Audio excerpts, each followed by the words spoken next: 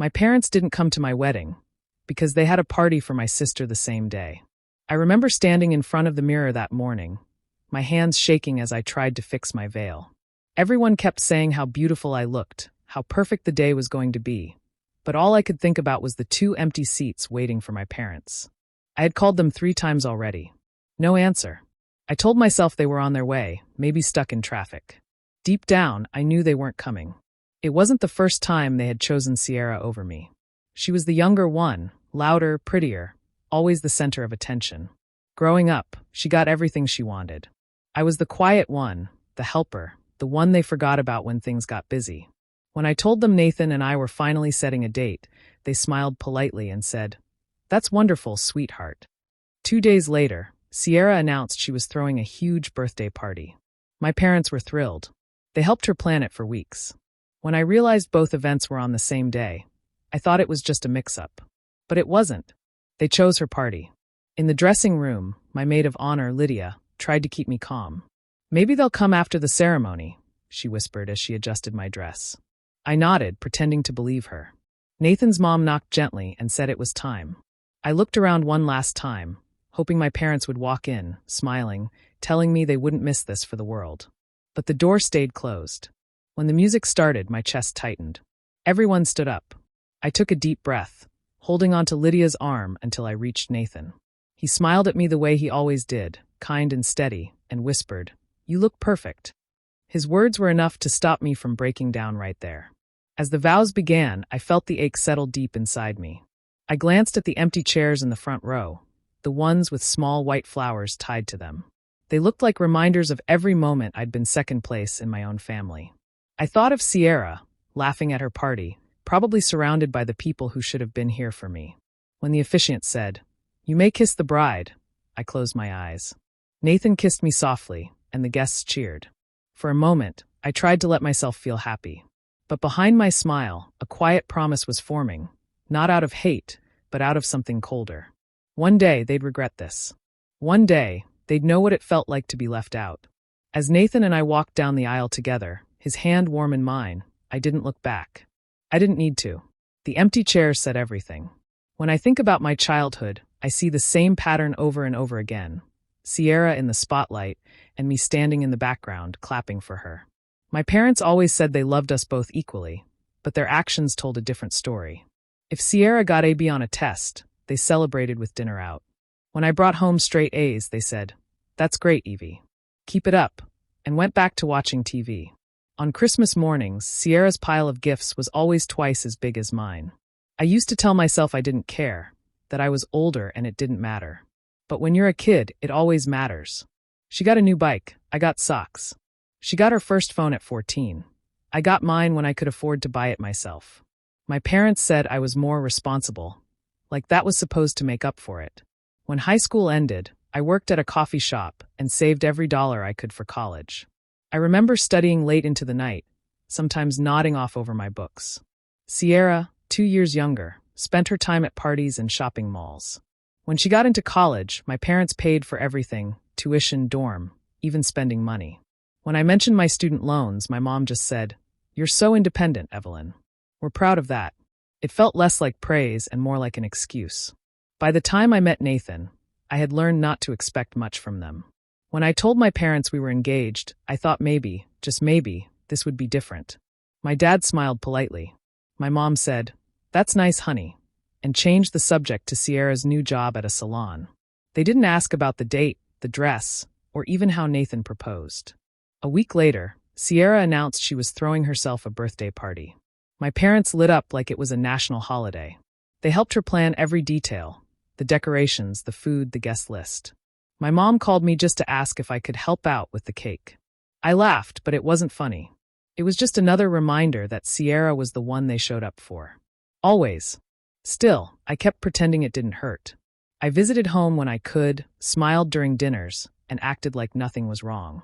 I told Nathan that my parents were just busy, that maybe I was overthinking things. But every time I saw how easily Sierra got their love, a quiet bitterness grew inside me. I never said anything out loud. I didn't want to be the jealous sister, the bitter daughter. So I stayed polite. I stayed calm. But deep down, I knew I was disappearing in their eyes, becoming the daughter they only noticed when they needed something. The forgotten one. The ceremony had ended, and for a while, everything felt like a dream. The garden lights glowed softly, the air was warm, and laughter filled the space. Nathan's family surrounded me with love, his parents hugging me as if I had always been part of them. I smiled and tried to focus on the joy around me, but a small part of me kept waiting for my phone to buzz, for my parents to walk in late with some excuse about traffic or confusion with the time. Every time the door opened, I glanced up, hoping to see them. But it was always another guest, another familiar face from Nathan's side. Lydia caught me looking and gave me a gentle smile. "Don't think about it," she whispered. "You deserve this day." I nodded, pretending I wasn't checking my phone under the table. When the dinner began, Nathan made a small toast. He thanked everyone for being there and called me the calm in his storm. Everyone laughed.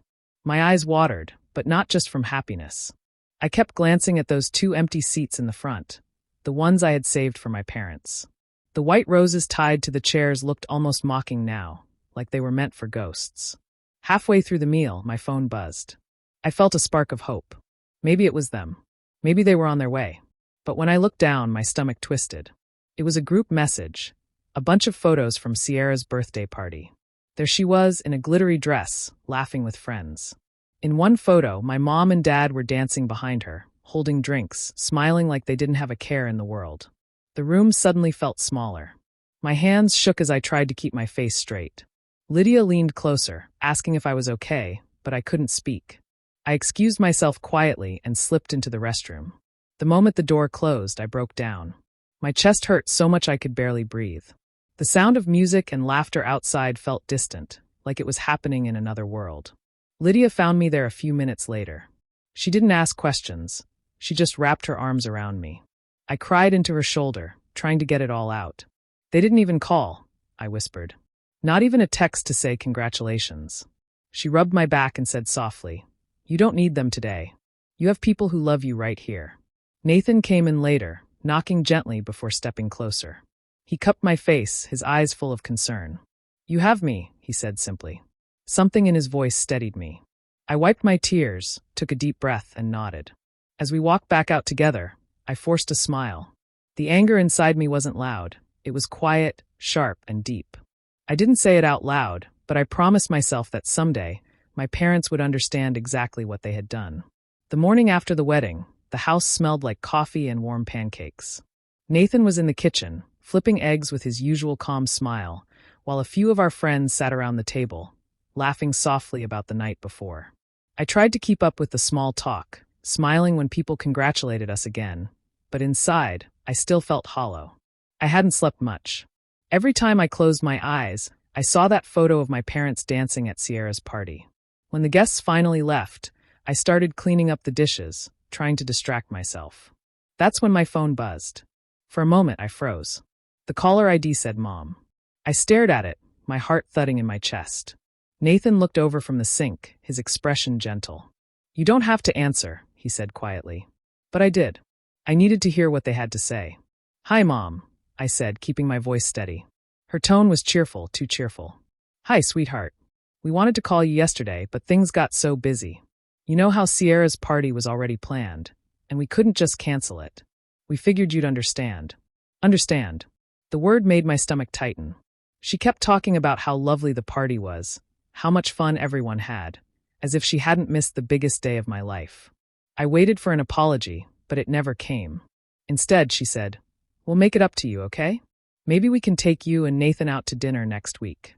For a second, I almost laughed. Dinner. As if that could erase what they'd done. I looked at Nathan, who was watching me with quiet worry.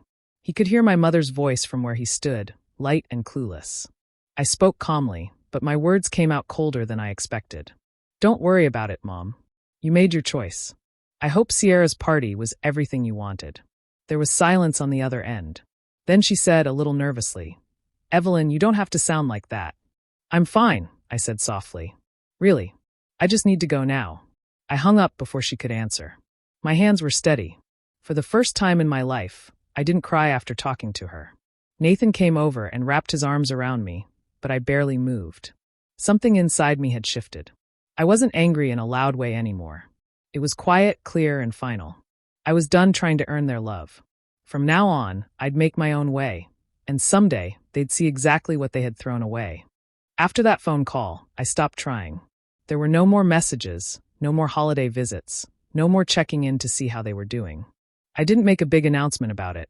I just quietly stepped away. I changed my phone number, deleted the group chat with my family, and stopped answering when they called from different numbers. Nathan supported me without asking questions. He knew this wasn't about anger anymore. It was about peace. We moved to a new city a few months later. It felt like starting over. The air felt different, the streets unfamiliar but full of possibility. Nathan found work quickly, and I focused on growing my freelance design business. At first, it was just small projects, logos, posters, a few website designs.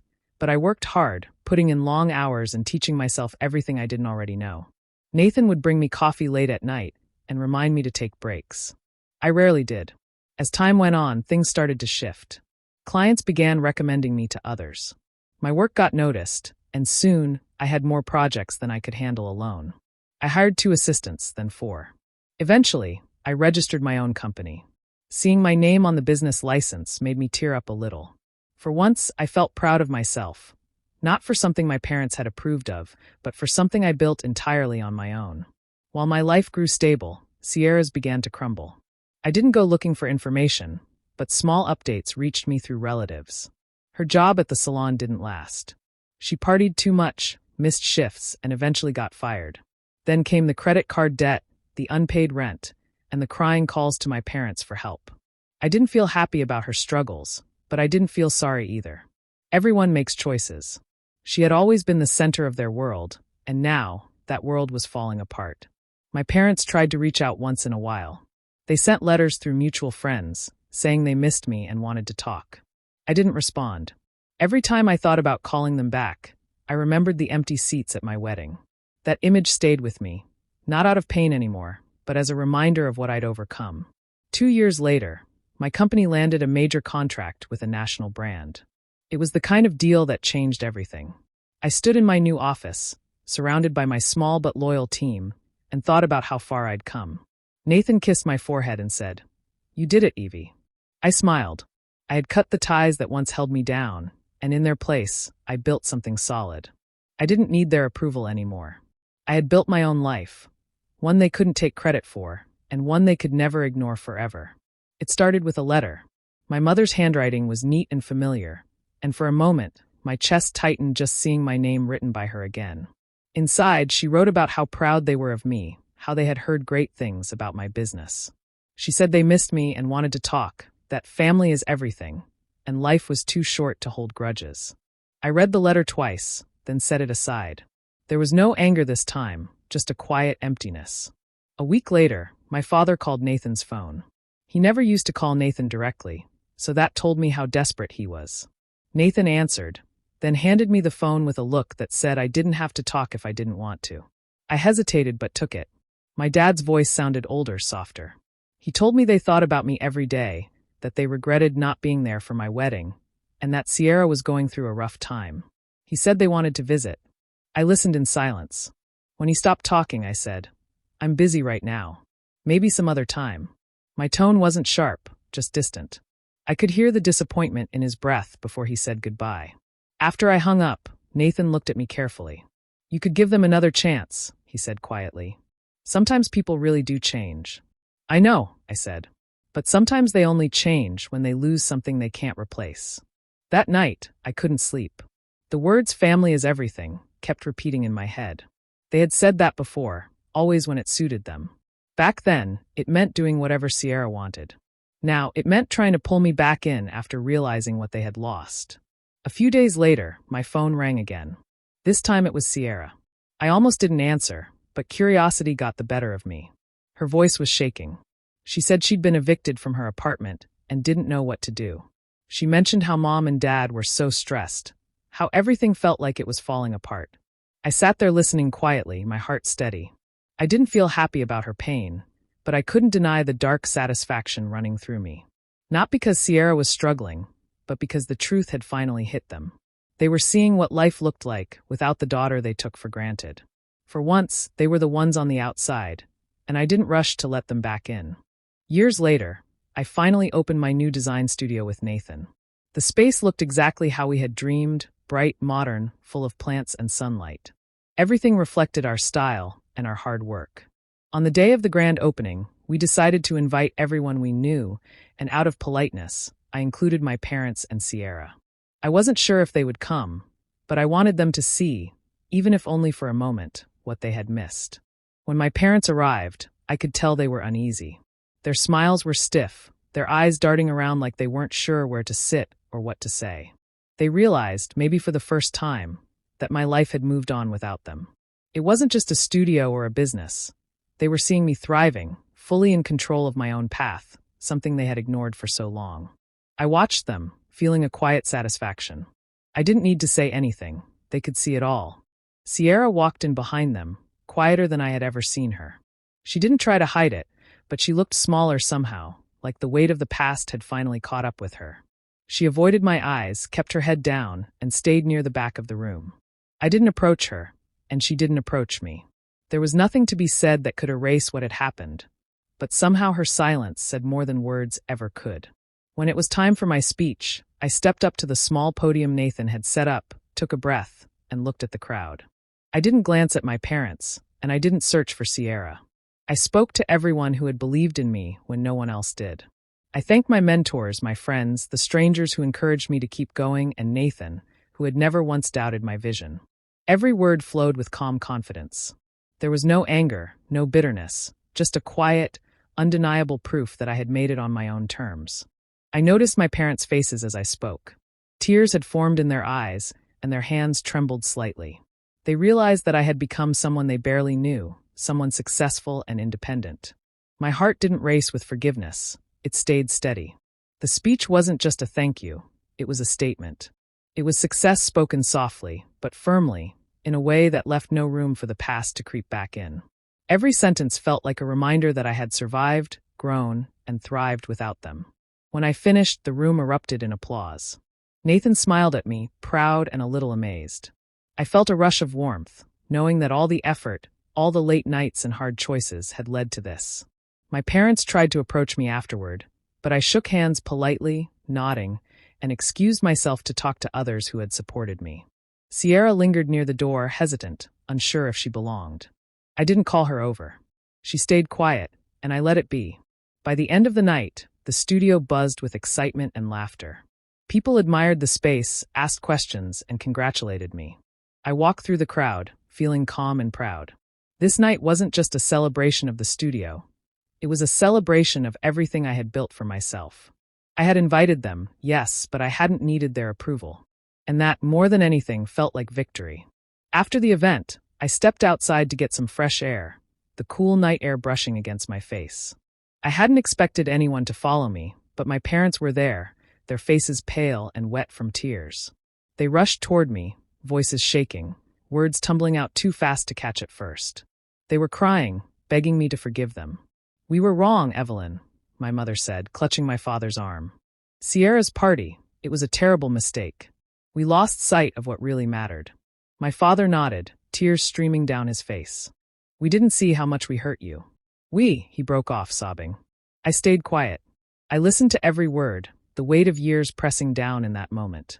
Their voices were full of regret, full of the kind of sorrow that comes too late. I wanted to say something, but the words I felt ready to speak weren't angry. They were simple, cold, and honest. Finally, I looked at them and said, "You made your choice that day. I learned to make mine." The words hung in the air, and I could see my mother's knees tremble. She collapsed onto the ground, sobbing harder, the shame and regret spilling out in a way that left her breathless. My father just stood there, unable to move, his hands trembling at his sides. I didn't step closer. I didn't hug either of them. Sierra stood nearby, quiet at first, watching everything. For the first time, her expression softened. She came forward slowly, her voice small but clear. "Evelyn, I'm sorry. I really am. I shouldn't have. I shouldn't have done all of that." It was the first time she ever admitted it, the first time her words carried real truth rather than arrogance. I looked at her and felt a rush of something I hadn't felt in years, relief, warmth, and a little forgiveness. I stepped forward and hugged her tightly, holding her like the sister I had always wanted her to be. She clung to me, letting the apology finally land, letting the hurt from the past start to fade between us. But when I turned back to my parents, the distance remained.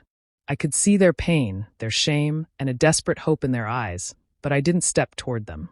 I didn't need to. Their mistakes had shaped a wall between us, and that wall wasn't going to disappear with a single apology.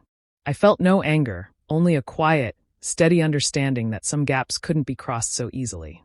I stayed there for a moment, watching them cry, while Sierra held my hand, looking up at me with tentative trust. The night felt heavy, but not dark. I had made my choice. I had chosen to protect myself, to allow love where it was deserved, and to let the rest remain where it belonged, outside in the cool night air. Eventually, I pulled away from Sierra, letting her stand beside me. We walked back inside together, leaving my parents on the sidewalk. Their cries faded behind us, but I didn't feel the need to turn back. I had learned what mattered. I had chosen my family in the way I always should. Weeks later, a package arrived at my studio. I didn't recognize the handwriting at first, but when I opened it, I saw it was from my mother. Inside was an old family album, worn at the edges, filled with pictures from my childhood. Along with it was a note in her familiar handwriting that made my chest tighten. "Will always regret not being there." I flipped through the album slowly, tracing my fingers over the photos of birthdays, holidays, and school events. Each picture reminded me of moments they had missed, of laughter they hadn't shared, of support they hadn't given. I felt a flicker of sadness, but it was quiet, controlled. Years of distance had taught me how to hold my own heart steady. At the very back of the package, I found something else. A photo, carefully cut out from a larger picture someone else had taken. It was me in my wedding dress, smiling shyly, radiant in a moment that had meant everything to me. My parents had not been there, not for the wedding, and here was their apology, hidden in the edges of someone else's memory. I held it in my hands for a long time, feeling the weight of what it represented. Their regret was real, even if it had come too late. I didn't cry, and I didn't feel anger. Instead, I felt a calm understanding. Their regret wasn't mine to carry, and their apologies weren't necessary for my happiness. I realized my peace didn't come from making them feel guilty or proving myself. It came from no longer needing them. I had built my life, my love, my home, and my studio with Nathan, and that was enough. That was everything. I went to my desk and pulled out a frame. I placed the wedding photo inside it carefully, then took a newer picture of Nathan and me, standing in our studio, smiling together, the walls behind us filled with our work. I set the two frames side by side. One captured a moment they had missed. The other captured a life we had built on our own. The contrast was sharp, almost telling a story by itself. I stood back and looked at them, feeling a quiet satisfaction. The wedding photo reminded me of absence and regret, but the studio photo reminded me of presence, love, and achievement. I didn't need to explain it, and I didn't need to feel anything toward my parents beyond acknowledgement. Their feelings were theirs, my life was mine. Nathan came up behind me, smiling as he rested his hand on my shoulder. "You okay?" he asked softly. I nodded, feeling a small smile creep onto my face. "I am," I said. "I'm more than okay." For the first time in a long time, I felt completely free. Their absence had shaped me, but it hadn't broken me. Their regret had arrived too late, and that was fine. I didn't hold it against them, but I also didn't need it to matter. My life, my family, my joy. These were things I had chosen, and they were real, solid, and mine. I placed the frames together on the shelf, side by side. One was a memory of what I had missed, the other a proof of what I had gained. I stepped back and let myself just look at them, breathing in a quiet satisfaction. My peace didn't come from revenge, from anger, or from needing them to feel sorrow. It came from knowing I didn't need them to feel complete. I had everything I wanted, and it was enough. Years later, I found myself at my parents' house. My father had fallen ill, and I had come to see him. I didn't rush or panic. I walked through the familiar front door with calm in my steps, carrying a quiet strength I had built over the years. Nathan was with me, holding my hand, steady and reassuring as always. Inside, the house looked much the same, but I noticed the little things differently now. The faded curtains, the old furniture, the pictures on the walls. I remembered how I used to live here, how their attention had been elsewhere, how their absence had left a gap I had learned to fill myself. But today, I didn't feel anger. I felt clarity. I was here because I wanted to be, not because I owed them anything. I sat with my father, talking softly, asking how he was feeling. I listened to him, offered water, adjusted his blanket. My words were kind, my gestures gentle, but there was distance in the way I moved, a line I didn't cross. I cared, but I wasn't giving them the part of me that had been lost years ago. I didn't need to prove anything. I just needed to be present for what mattered now. My mother hovered nearby, watching us quietly. I noticed the tension in her shoulders, the way her eyes kept darting to me as if she wanted to say something, but wasn't sure if she could. I spoke politely, answered her questions, smiled when she smiled. Everything was measured, calm, unshakable. I wasn't looking for forgiveness. I wasn't hoping for apologies. I was simply here. As I got up to leave, I could feel the weight of the moment settling over us. My father's eyes followed me, tired but thankful. My mother walked to the doorway with me, and for a second we both stopped. She leaned close and whispered, almost as if to herself, "I wish we'd come to your wedding." I turned to her, meeting her eyes with a faint smile. I didn't hesitate. I didn't argue or explain. I just said, "Me too." There was no anger in my voice, no accusation, only the truth. It wasn't bitterness or revenge. It was a simple acknowledgement of what had happened and what could never be changed. I could see the regret in her face, the sadness that had finally settled in, and I felt a strange peace. That moment didn't erase the past, but it didn't need to. I stepped away from the doorway and back down the path to my car. Nathan squeezed my hand gently, and I smiled at him, feeling the warmth of our life together.